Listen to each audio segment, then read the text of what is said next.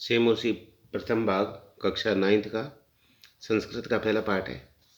भारतीय वसंत गीति, सरस्वती की वसंत गान है। पहले पाठ का परिचय इसमें दिया हुआ है। पाठ परिचय। प्रस्तुत पाठ आधुनिक संस्कृत साहित्य के प्रख्यात कवि पंडित जानकी वल्लभ शास्त्री की रचना काकली नामक गीत संग्रह से संकलित है। इसमें सरस्वती की वंदना करते हुए कामना की गई है कि हे सरस्वती, ऐसी वीणा बजाओ जिसे कि मधुर मंजरियों में पीत पंक्ति वाले आम के वृक्ष, कोयल का कुंजन, वायु को धीरे धीरे बहना, अमराइयों में काले भ्रमरों का गुंजार, आमों की और नदियों का लीला के साथ बहता हुआ जल, वसंत ऋतु के मोहक होठे के स्वाधीनता संग्राम की पृष्ठभूमि में लिखी गई गीतिका एक नवीन चेतना का आह्वान करती है तथा ऐसे वीणा स्वर की परिकल्पना करती है जो स्वाधीनता प्राप्ति के लिए जन समुदाय को प्रेरित करे। निनादे नवीनामये वाणीं वीणां मृदुम गायम गीतिम ललित नीति लीलाम मधुरम मंजूरी पिंजरी भूतमाला बसंते लसंती है सरसा रसाला कलापा ललित कोकिला काकली नाम निनादे नवीना वीणा नवीनामय वीणा। अर्थात इसमें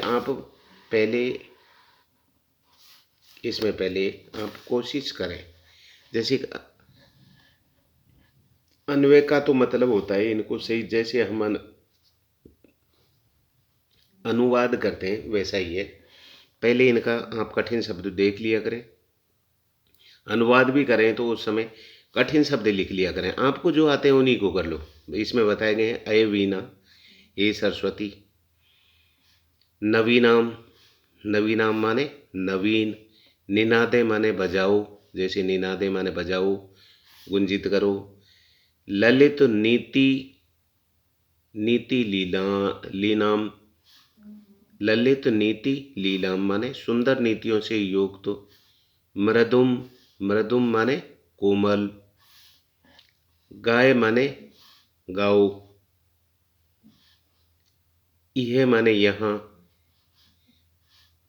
बसंते माने बसंत काल में, मंजरी माने आम्र पुष्प, आम पुष्प में जो आती है, पिंजरी भूतमाला, पीले वर्ण से युक्त पंक्तियां, पिंजरी भूतमाला पीले पंक्तियां, सरसा माने मधुर, रसाला माने आम के वृक्ष, सरसा माने मधुर, रसाला माने आम के वृक्ष, ललित मनोहर और कोकिला काकली नाम मन कोयल की आवाज, और कलापा माने समुद्र समूह है। तो ये शब्दार्थ आपको जितने याद उतने लिख लिए। फिर इनका अनुवाद अपने को इसी हिसाब से प्रसंग थोड़ा सा लिख दें कि प्रस्तुत गीति हमारी संस्कृत की पाठ्यपुस्तक सेमुसी प्रथम भाग के भारत वसंत गीति नामक पाठ से उद्गृत है। पाठ का नाम भी याद रह जाता है, बहुत बढ़िया है। मूलतः यह पाठ पंडित जानकी वल्लभ शास्त्री के प्रसिद्ध गीत संग्रह काकली से संकलित लिया गया है। इसमें वाणी की देवी सरस्वती की वंदना करते हुए बसंतकालीन मनमोहक व अद्भुत प्राकृतिक स्वभाव का वर्णन किया गया है। आपको नहीं ध्यान रहे तो केवल इतना ही लिख दो। पहले प्रस्तुत पाठ हमारी पाठ्यपुस्तक से मुसी प्रथम भाग के बाद पाठ 1 से लिया गया है, चाहे से मुसी लिया गया है, इतना ही लिख दो। हिंदी अनुवाद हो गया हमारा। अर्थात निनादे नवीनाम वीणाम बजाओ, हे सरस्वती नवीन वीणा बजाओ, सुंदर नीतियों से गीत मधुरता से गाओ, मृदुम गायम गीत नीति ललिलाम, अर्थात सुंदर नीतियों से युक्त गीत मधुरता से गाओ, गीत मधुर मंजरी पिंजरी भूतमाला, इस वसंत काल में मधुर आमों से पीली हुई सरस आमों के वृक्ष पंक्तियां सुशोभित है। निनादे माने बजाओ, नवीन वीणा को बजाओ। ये सारी इससे आपको सेम उतार लेनी है और देख लेनी है। हे सरस्वती नवीन वीणा को बजाओ, सुंदर नीतियों से युक्त मधुरता से गाओ, इस वसंत काल में मधुर आमों की पीली बनी हुई सरस आम के वृक्षों की पंक्तियाँ सुशोभित हो रही हैं और उन पर बैठी हुई मधुर ध्वनियाँ करती हुई कोयलों के समूह को सुशोभित हो रही हैं। हे सरस्वती, आप नवीन वीणा बजाइए। अर्थात वीणा इस प्रकार से बजाइए जैसे कि बसंत ऋतु आई हुई है, चारों तरफ से पीले पुष्पों से पंक्तियाँ फैली हुई हैं और कोयल अपनी आम के पौधों में बैठी हुई सुंदर सुंदर अपनी कूक कर रही है। भावार्थ आप इसमें लिख सकते हो, आप लिखो, बहुत बढ़िया है। भारत देश में बसंत ऋतु का अत्यधिक महत्व है। इस समय प्राकृतिक शोभा सभी के मन को सहज ही आकर्षित करती है। आम के वृक्षों में मंजरियाँ सुशोभित होती है तथा उन पर बैठी कोयल मधुर कुंजन से सभी के मन को मोह लेती है। कवि ने यहाँ इसी प्राकृतिक सुषमा का सुंदर वर्णन करते हुए वाग्देवी सरस्वती से नवीन वीणा बजाकर मधुर गीत सुनाने के लिए प्रार्थना की है। अगला है वहंती मंदम मंदम समीरे, अर्थात यहाँ पर समीरे कलिंदा आत्मजाया सरस्वती नदी नीर तीरे नगता पंक्तिम आलोक्य मधु माधवीनाम निनादवीनाम बजाओ। आप कठिन शब्दार्थ कुछ लिख सकते हैं, प्रसंग वैसे लिख दिया। प्रस्तुत पाठ हमारी पाठ संस्कृत के प्रथम भाग से लिया गया है।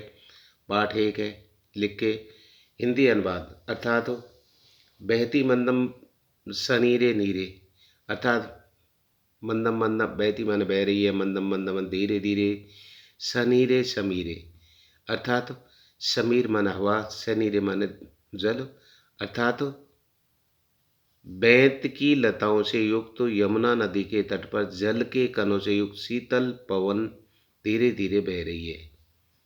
सनीरे मतलब हवा में भी जल के कुछ कण है जो धीरे धीरे उनसे मिश्रित हुए बह रही है।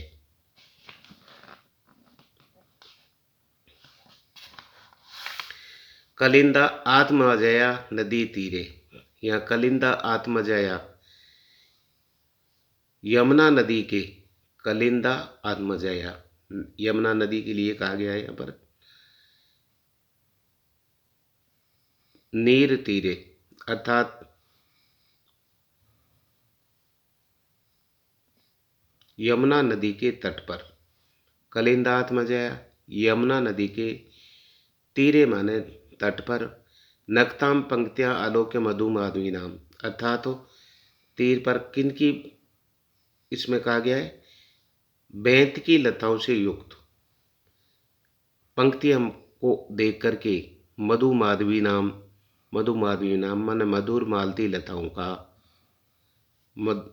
लताओं का, ये इसमें एक अनुवाद में उसमें कर देते हैं, अर्थात शुरू से देख लो वापस कि धीरे धीरे जल के कणों से युक्त हवा बह रही है और नदी के तट पर कलिंदा आत्मजया माने यमुना नदी के तीरे माने तट पर, नीरे माने पानी बह रहा है, तट पर पानी बह रहा है, तट पर हवा जल से मिश्रित हवा बह रही है धीरे धीरे। ये तो इन दोनों लाइनों का गया। नक्ताम पंक्ताम आलोक्य मधु माधवी नाम, और इनकी बैंत की लताओं से युक्त मालाओं को देख करके कितनी सुंदर ये नदी बहती हवा बह रही है यहाँ पर, इसका इसमें जिक्र पूरा किया हुआ है। अब हिंदी में अब अभी इसको वैसे भी क्यों, बैंत की लताओं से युक्त यमुना नदी के तट पर जल के कणों से युक्त शीतल पवन के धीरे धीरे बहते हुए तथा मधुर मालती की लताओं को झुकी हुई देख करके सरस्वती आप कोई नई बीन बजाओ। इनको वापिस तीनों लाइनों का एक ही लाइन में वो कर दिया था। कलिंदा आत्मजाया यमुना नदी के नीर तीरे, अर्थात तीर पर, सनीरे समीरे हवा जिसमें पानी के कण मिश्रित है वो धीरे धीरे बह रही है। नंगताम पंक्त्याम आलोक्य, जहाँ पर बैंत की लताओं या बैंत की लताओं से युक्त, फिर वो वापिस ही आ जाएगा, बैंत की लताओं से युक्त यमुना नदी का तो तट है जिस पर मंद मंद पानी के जल कणों से युक्त हवा बह रही है। ये इसका अनुवाद हो गया। अब इसका थोड़ा बहुत भावार्थ भी लिख दीजिए। यहाँ कवि ने यमुना नदी के तट को बसंत कालीन प्राकृतिक शोभा का मनोहारी चित्रण किया गया है। भारतीय संस्कृति के इस मनोहारी वैशिष्ट्य को दर्शाते हुए कबीर ने भारतीय लोगों के हृदय में देश प्रेम की भावना जागृत करने के लिए माता सरस्वती से नवीन वीणा की तान छेड़ने की प्रार्थना की है। तीसरा इसमें अपने ललित पल्लवे पादपे पुष्प पुंजे मले मारुति चुंबिते मंजू कुंजे स्वंति अनंत तीक्षम प्रेक्ष्य मलिनाम लीनाम नीना विनादे। इनके घनेन शब्दार्थ और ये लिख दिए, प्रसंग हमने लिख दिया और इसका ललित पल्लवी पुष्प पुंजे इनका चंदन के वृक्ष की सुगंधित वायु से स्पर्श किए गए मन को आकर्षित करने वाले पत्तों से युक्त वृक्ष। चंदन वृक्ष की सुगंधित वायु से स्पर्श किए गए मन को आकर्षित करने वाले पत्तों से युक्त वृक्षों, पुष्पों के समूह, सुंदर कुंजों पर काले भौरों की गुंजार करती हुई पंक्तियों को देखकर हे सरस्वती नवीन वीणा बजाओ। नवीन वीणा बजाने के लिए उन्होंने कहा है कि ललित पल्लवे पादपे पुष्प पुंजे। ललित पल्लवे माने ललित पल्लवे मन को आकर्षित करने वाले पल्लवे माने पत्ते, पादप पुंजे पादपे पुंजे पादप माने वृक्ष के, पुष्प पुंजे माने पुष्पों के समूह। वृक्ष पर जो पुष्प के पुंज हैं, पुष्प के जो गुच्छे हैं, उनको मले मारुत चुंबिते मंजू कुंजे, मले मारुत चंदन की वृक्ष की सुगंधित वायु से स्पर्श किए गए। मंजू कुंजे माने सुंदर लताओं से आच्छादित स्थल। मंजू कुंजे सुंदर सुंदर लताएं फैली है, बेलें फैली हुई हैं और हवा सुंदर। चंदन की वृक्ष की सुगंधित हवा, चंदन के वृक्ष है उनके आसपास से हवा निकलेगी तो सुगंधित हवा बह रही है। स्वंतिम प्रेक्ष्य, इस चीज को देख करके मलिनाम मलिनाम अर्थात मलिन, मलिन माने मलिनाम माने मलिन, अलीनाम माने भौरो, इन्हीं में है मलिनाम अलीनाम। अलीनाम माने भौरो, भौरों की वो पंक्तियां वहाँ पर जो गुंजार करी है उन चीज को देख करके हे वीर सरस्वती वीणा, सरस्वती जी आप सुंदर या मधुर वीणा को बजाओ। वापिस से अब देख लो थोड़ा सा। ललित पल्लवे अर्थात मन को आकर्षित करने वाले पत्ते, पादप पुष्प पुंजे, पौधों के ऊपर पुष्प के जो गुच्छे लगे हुए उनको, मलित मारुति चुंबिते हवा, चंदन के वृक्षों के पास से निकलते हुए सुगंधित हवा, मंजू कुंजे मंजू मंजू कुंजे सुंदर लताओं से आच्छादित को देख करके आप भौरों की इन कतारों को देख करके हे सरस्वती जी आप सुंदर वीणा बजाओ। अब इसमें अपने आप इस चीज को भी भावार्थ में भी इसमें लिख सकते हैं। इसको भावार्थ में कि इस गीतका में कवि ने भारत देश के हिमालय प्रांत की महकती प्रकृति का सुंदर चित्रण करते हुए वहाँ वसंत के समय चंदन वृक्षों के स्पर्श से शीतल व सुगंधित वायु का, क्योंकि चंदन के वृक्षों के पास से हवा निकलेगी तो सुगंधित हवा निकलती है, कोमल कोपलों वाले पादप, शुरुआत में पौधों में जो कोपलें निकलती हैं बड़ी सुंदर होती हैं, बगीचों तथा उन पर गुंजार करती हुई भ्रमरों की पंक्तियों का उल्लेख किया गया है। इस प्रकार से कुछ थोड़ा सा भावार्थ लिख दे, आपको ध्यान रह जाता है तो उससे क्या है कि आपको 4 नंबर का है तो उसमें आप कठिन शब्द भी लिख रहे हो, प्रसंग भी लिख रहे हो, हिंदी अनुवाद, फिर उसका थोड़ा सा भावार्थ लिख दिया। आपको जो आता है वही लिख दिया, ज़्यादा उसमें विद्वता करने की जरूरत नहीं, लेकिन उससे क्या काम का इम्प्रेशन पड़ता है और अच्छे नंबर मिलते हैं। लतानाम नितांत सुमम शांतिशीलम चले दो इच्छ लेत कांत सलीलम तब आकर्ण्य वीणाम मदीनाम नदीनाम निनाद वीणाम बदन। अदीनाम माने ओजस्विनी, आकर्ण्य माने सुन करके, नितांतम माने पूर्णतया, शांतिशीला मन शांति से युक्त, सुमम माने पुष्प को, चलित माने चल पड़े, कांत सलीलम माने स्वच्छ जल, सलीलम माने क्रीड़ा करता हुआ, और उच्छलेत माने उछलते हुए। प्रस्तुत पाठ प्रसंग तो लिख दिया, वही प्रस्तुत पाठ हमारे पाठ सेम उसी के प्रथम भाग भारतीय वसंत गीति शीर्षक पाठ से उद्गृत है। पाठ का कवि का नाम याद है तो कवि का वो लिख दिया। हिंदी अनुवाद। हे वाग्देवी वीणा, तुम्हारी ओजस्वी वीणा को सुन करके लताओं ने अत्यंत शांत पुष्प हिलने लगे हैं। तुम्हारी वीणा, लता नाम नितांत सुमम शांतिशीलम, नितांत मन बिल्कुल शांतिशीलम मन शांत पूर्वक थे, वो सुनकर हिलने लगे हैं। नदियों का निर्मल मधुर जल हिलोर लेता हुआ उछलने लगा है। पहले नदियों का जो जल शांति पूर्वक चल रहा था, वो तुम्हारी वीणा को सुन करके उछलने लगा है। तवा आकर्ण वीणम मदीन नदीनाम, हे देवी कोई नवीन वीणा बजाओ। इस प्रकार से इसमें थोड़ा सा भावार्थ भी हमने।